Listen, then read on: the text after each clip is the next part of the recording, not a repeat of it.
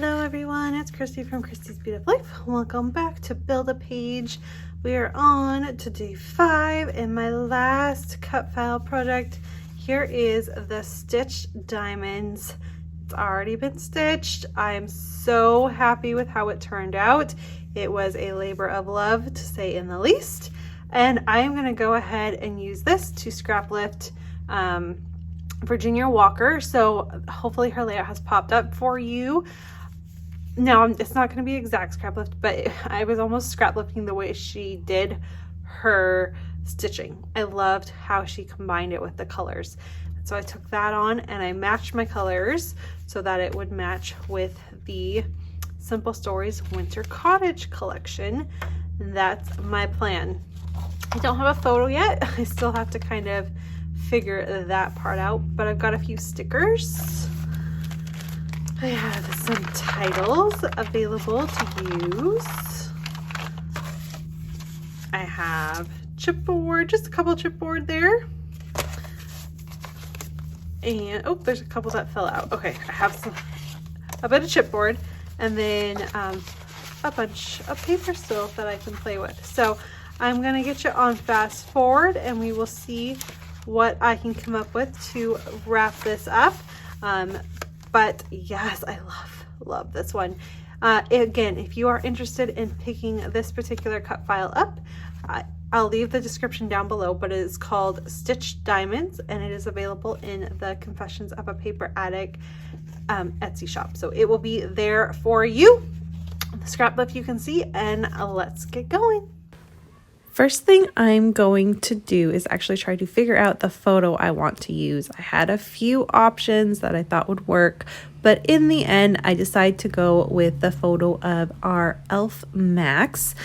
Last year, obviously, he had to quarantine before he could start his elf antics, and I did take a little photo of that. Wanted to highlight the difference of him arriving compared to years past. And so I felt like this was a really fun way to do it. He left a little note for the kids saying, I am just finishing up my quarantine. I have one more day left and then I'll be able to play. But while you wait, I still brought you some fun goodies, which would be their advent calendars for the year. So it still worked well. Kids thought it was funny, especially Jackson, because he understands a little bit. And it worked well. Now the trick is to figure out where I'm going to place this photo on the stitching and covering up the parts that I wanted to cover up, but not cover up the parts I didn't. And I cover up a whole bunch of stitching, which is always frustrating. But when you're not sure what photo you're using or where it's going, you do just kind of stitch it all and realize that some of it's going to get covered up. It's just like mixed media. So it's okay. I dealt with it. I loved the idea of having that little bit of plaid behind it in the red. It really brought in that Christmas vibe. Now I have to figure out like what's going to go like between it. I knew I wanted to use one of the borders that I had left over. I didn't know which one. And this layout was a struggle. The stitching was the easy part, even though it took me the longest. It wasn't, the idea in my head was there. I just couldn't get it out on paper. And I know we've all been there. And I am totally happy with how it turns out in the end. It is just not where I thought it was going to go. So I'm going to do the simple thing first, which is what I liked. I liked the plaid on the stitched paper. And then I put that all on white because I know I'm going to have to trim that and then use one of the borders. And then the problem is I couldn't decide if I wanted it to have pink around the border, the floral, or the green. So thankfully I was able to take away this burr, that one, right away. I knew that wasn't going to really be the right option. So it was just deciding if it was going to be pink or the blue floral. And I flipped it back and forth a whole bunch of times trying to figure it out. I really didn't know. I was trapped. I was stuck. It wasn't coming together. And normally a decision like that, just picking the border, is not a hard one for me. But in this particular one, it was. I finally decided to choose the floral. That's the direction I'm going to go in. I grabbed the houses because I know I want to have those added. This is at home, that he's quarantined. It's, you know, all of that. So I knew I wanted to get those houses on there. I then decide going ahead and using a little bit of pink to back the photo, so that color is there. I didn't use it as the border of the whole paper, but I used it as the mat for my photo, so I was happy with that. And then I'm just going to title this Holiday Cheer.